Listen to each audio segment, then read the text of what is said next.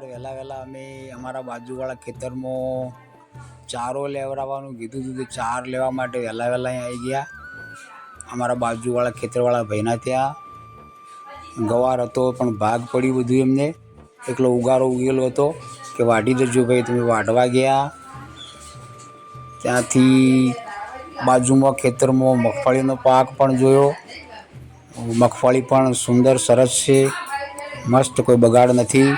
પણ એમાં નિંદામણ થઈ ગયું છે, પણ એકંદરે સારું છે. વરસાદનું કોઈ નુકસાન નથી, સરસ છે મગફળી પણ. એ આ બાજુવાળા મારા પાછળવાળા બાજુના ખેતરમાં જુવાર પણ વાવેલી છે. જો જુવાર પણ સરસ છે, ખાસ બગડી નથી, પડી પણ નથી. વાવાઝોડાના કારણે પડી નથી, અસર ઓછી છે અહીંયા. ત્યાંથી ચાર લઈને આવી ગયા ગાયોને નાખવા માટે. આપ જોઈ શકો છો મિત્રો, આ ચાર અમારા ઘરવાળા નાખી રહ્યા છે ગાયોને. ચાર નંખાઈ રહી છે ભાઈ ગાયોને. દોસ્તો જોઈ લો.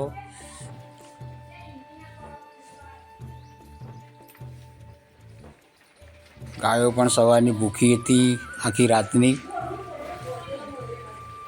વરસાદ રાત્રે હતો ઝરમર ઝરમર.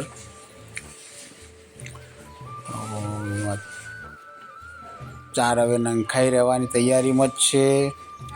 ચાર નાખી પછી જઈશું ઘર તરફ.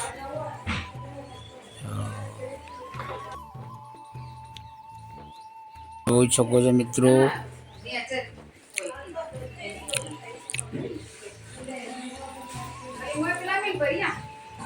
વચ્ચે વાળીને નાખો. હા, વચલે વાળીને નાખી.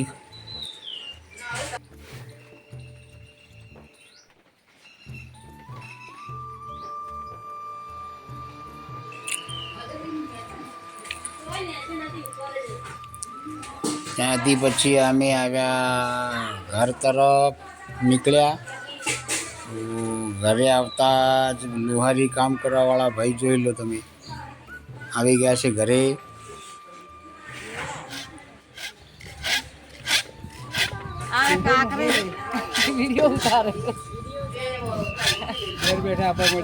ઘેર બેઠા આવી ગયા ને તમે.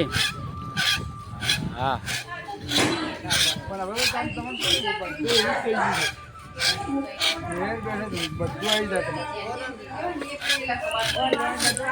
આ બાજુ અમારા ગટુબેન જુઓ કેવા મસ્ત મસ્તી કરી રહ્યા છે દાદીમા સાથે. ખુશ છે સવારે વહેલા વહેલા, મસ્તીમાં છે. તો મિત્રો, તમને મારો આ વિડીયો ગમે તો લાઈક અને સબસ્ક્રાઈબ કરવાનો સપોર્ટ જરૂરથી કરજો મિત્રો. મળીએ નવા વિડીયોમાં. ત્યાં સુધી બધાને જય માતાજી, જય સિયારામ, જય દ્વારકાધીશ. इसका कोई नहीं किनारा.